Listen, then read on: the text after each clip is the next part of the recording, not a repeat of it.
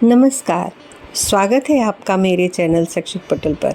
आशा है आप सभी अच्छे होंगे। मैं डॉक्टर सुनीता मिश्रा।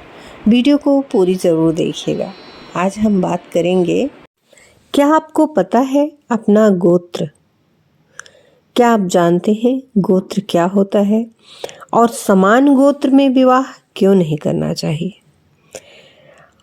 आजकल तथाकथित आधुनिक लोग कहते हैं गोत्र कुछ नहीं होता, कहीं भी कैसे भी जो पसंद आ गया उससे विवाह कर लिया जाता है।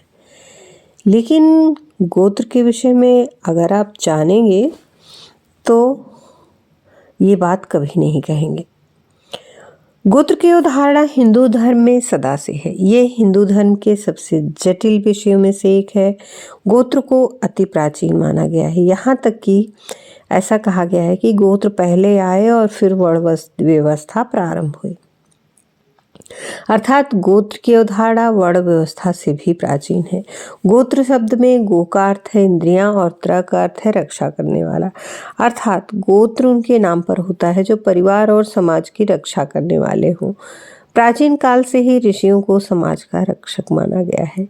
इसी कारण गोत्र ऋषियों के नाम पर ही रखे जाते हैं। हालांकि हिंदू धर्म में वनस्पतियों, पशु पक्षियों को भी रक्षक माना गया है।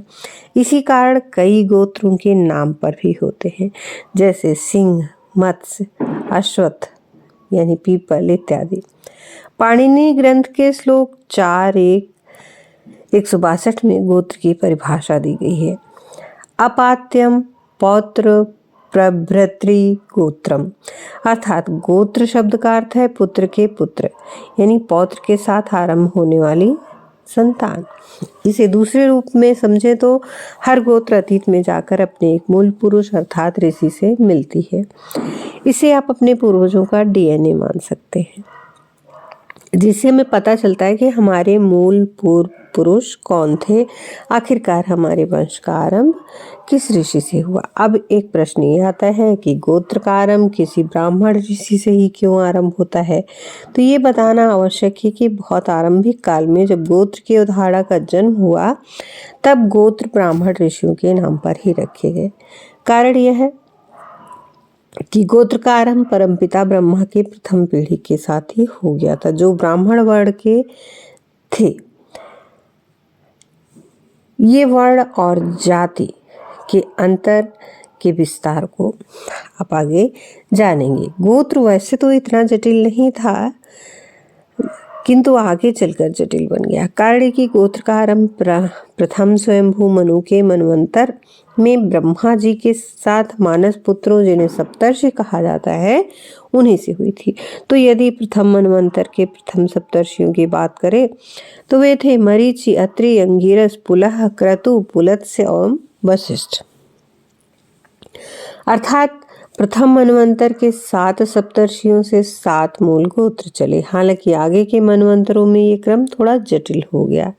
जैसे कि हम जानते हैं कि ब्रह्मा जी के आधे दिन में 14 मनु शासन करते हैं, जिन्हें मनवंतर कहा जाता है। ब्रह्मा जी की आयु के विषय में इसमें विस्तार से बताएंगे। हर मनवंतर में अलग अलग 7 महर्षि सप्तर्षि का पद संभालते हैं, किंतु मूल सप्तर्षि 7 महापुरुषों को ही माना जाता है। अब चूंकि हर मनवंतर में सप्तर्षि अलग होते हैं, इसी कारण अलग अलग ग्रंथों में मूल गोत्र की भी अलग अलग बताए गए हैं। प्रथम स्वयंभू मनु के सप्तर्षियों और उनसे प्रारंभ होने वाले गोत्र के अतिरिक्त गोत्र के प्रारंभ का सबसे प्रमाणिक विवरण हमें महाभारत के शांति पर्व में मिलता है। महाभारत के अनुसार मूल गोत्र 4 ऋषियों से आरंभ हुए थे। ये थे अंगिरस, वशिष्ठ, भृगु एवं कश्यप। इनमें से प्रथम तो 2 स्वयंभू मनु के मनवंतर के सप्तर्षि हैं। भृगु और कश्यप ने भी आगे के मनवंतरों में सप्तर्षि का पद स्वीकार किया। इन 4 के अतिरिक्त वर्तमान वैवस्वत मनवंतर के 3 और सप्तर्षियों को भी मूल गोत्र ऋषि के रूप में जोड़ा गया। ये थे अत्रि, जमदग्नि एवं विश्वामित्र। इस प्रकार मूल गोत्र ऋषि 7 हो गए।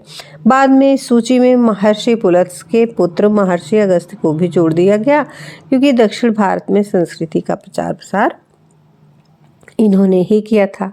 इससे इनकी संख्या 8 हो गई। आज भी गोत्रों में इन्हीं 8 गोत्रों को मूल गोत्र की मान्यता प्राप्त है। हालांकि कई लोग प्रथम सप्तर्षियों से चले 7 गोत्रों को ही मूल मानते हैं।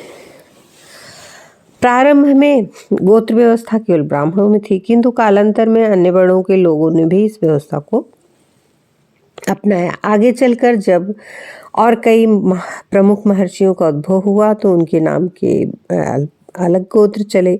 विशेषकर जब अज्ञानता के कारण वर्ण व्यवस्था को जाति व्यवस्था मान लिया गया तो सभी लोगों ने अपने कुल के मूल पुरुषों के नाम पर अपने गोत्र रख लिए। आज वैसे तो मुख्य रूप से 108 और गौड़ शाखाओं के साथ 115 गोत्र माने जाते हैं, किंतु छोटे बड़े सभी गोत्रों को जोड़ लें तो इनकी संख्या 5000 से भी पार चली जाती है। वैसे तो आज भी हम प्राचीन काल से चले आ रहे मूल ऋषियों के गोत्र को अपना गोत्र मानते हैं, किंतु मनुस्मृति के अनुसार 7 पीढ़ियों के बाद गोत्र बदल जाता है और पुनः आरंभ से गोत्र की गणना होती है। यह एक जटिल विज्ञान है जिसे समझना कठिन है। कदाचित इसी कारण आज भी हम प्राचीन काल के ऋषियों पर ही अपना गोत्र आगे बढ़ा रहे हैं। आधुनिक काल में गोत्र की अवधारणा संपत्ति एवं स्वामित्व का अधिकार निर्धारित करने की 2 प्रमुख प्रणाली मानी जाती है। पहली है दाय भाग जो बंगाल और असम में प्रचलित है और दूसरी है मिताक्षरा जो भारत के अन्य राज्यों में प्रचलित है। मिताक्षरा याज्ञवल्क्य स्मृति पर आधारित है, वहीं दाय भाग जीमूतवाहन स्मृति पर। दोनों प्रणालियां गोत्र के साथ ही भी बताती हैं पिता के बाद उनका उत्तराधिकारी किस क्रम में कौन होगा। दोनों क्रम बहुत हद तक आसान है, बस थोड़ा सा अंतर है। मिताक्षरा और दाय भाग दोनों के अनुसार संपत्ति के उत्तराधिकारी क्रम से 28 लोग हो सकते हैं। नीचे के चित्र में आपको एक क्रम समझ में आ जाएगा। मिताक्षरा और दाय भाग सभी गोत्रों में कश्यप गोत्र सबसे बृहद माना गया है।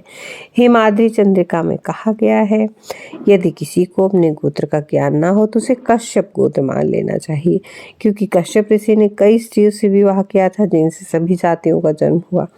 महर्षि कश्यप की सभी पत्नियों और उनसे उत्पन्न सभी जातियों के बारे में भी हम बताएंगे आपको। हिंदू धर्म में एक ही गोत्र में विवाह करना निषिद्ध माना गया। कारण यह है कि एक ही गोत्र में होने के कारण मूल पुरुष एक हो जाते हैं, इस कारण उनका संबंध भाई बहन हो जाता है। यह तो सर्वविदित है कि हिंदू धर्म में भाई और बहन के बीच किसी भी स्थिति में विवाह नहीं हो सकता। शास्त्रों में ऐसा स्पष्ट रूप से वर्णित है कि एक ही गोत्र में विवाह करने के कई अनुवांशिक रोग हो जाते हैं। होने वाली संतान वीरहीन, अक्षम, कई रोगों से ग्रसित, विकलांग होने की संभावना प्रबल हो जाती है। आइए अब मान लेते हैं कि विभिन्न गोत्रों के नाम क्या क्या थे। वशिष्ठ गोत्र, इनकी 5 शाखाएं हैं। पर वशिष्ठ गोत्र, अपर वशिष्ठ गोत्र, उत्तर वशिष्ठ गोत्र, पूर्व वशिष्ठ गोत्र, दिवा वशिष्ठ गोत्र, अंगिरस गोत्र, भृगु, कश्यप, अत्रि, जमदग्नि, विश्वामित्र, अगस्त्य, मुद्गल, पातंजलि, कौशिक, मरीच, च्यवन, पुलह, आष्टिशेण। उत्पत्ति शाखा गौतम गोत्र, वात्स्यायन, बुद्धायन, मध्यादिनी, अज, वामदेव, सांकृत्य, आप्लावान, सौकालीन, सोपायन, गर्ग, सोपर्णी, मैत्रेय, पाराशर, अंगिरा, क्रतु, अधर्मशरण, बुद्धायन, अष्टायन, अग्निवेश, कौंडिन्य, मित्रवरुण, कपिल, शक्ति, पौलस्त्य, दक्ष, संख्यायन, कृष्णनेय, भार्गव, हारित, धनंजय, पाराशर, आत्रेय, पुलस्त, भारद्वाज, कुत्स, सांडिल्य, भारद्वाज, कौत्स, कर्दम, पाणिनि, वत्स, कुश, जमदग्नि, कौशिक, कुशिक, देवराज, धृत, किंडव, कर्ण, जातुकर्ण, काश्यप, गोभिल, सुनक। शाखाएं गोत्र कलशिप, मनु, मांडव्य, अम्बरीश, उपलभ्य, व्याघ्रपाद, जावाल, धौम्य, याज्ञवल्क और दृढ़ गोत्र उद्दाह, सुपर्ण, गालिब, वशिष्ठ, मार्कंडेय, अनावृक, आपस्तंभ। उत्पत्ति शाखा यास्क, बीतहव्य, वासुकी, दालभ्य, आयास्य, लौंगाक्षी, चित्र, विष्णु, शौनक। पंचशाखा सावड़ी, कात्यायन, कंचन गोत्र, अलंपायन, अव्यय, विल्च, सांकल्य, उद्दालक, जैमिनी, उपमन्यु, तत्थ, आसुरी, अनूप, आश्वलायन, संतान गोत्र। आज हम सब धर्म से कट चुके हैं और बहुत कम लोगों को अपने गोत्र के विषय में पता होता है।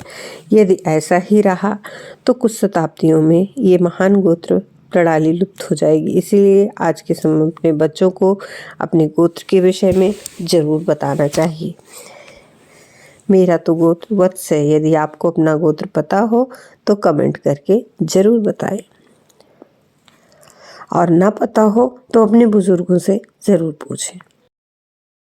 अगर आप शैक्षिक पटल पर नए हैं तो चैनल को सब्सक्राइब जरूर करें और साथ ही बेल आइकन प्रेस कर दें, जिससे आने वाले वीडियो की नोटिफिकेशन मिलती रहे। और वीडियो को अंत तक ज़रूर देखा करें। वीडियो को लाइक करें, ज़्यादा से ज़्यादा शेयर करें। अपने बहुमूल्य सुझाव कमेंट बॉक्स में अवश्य दें। आपके सुझावों का, विचारों का हमें इंतज़ार रहता है।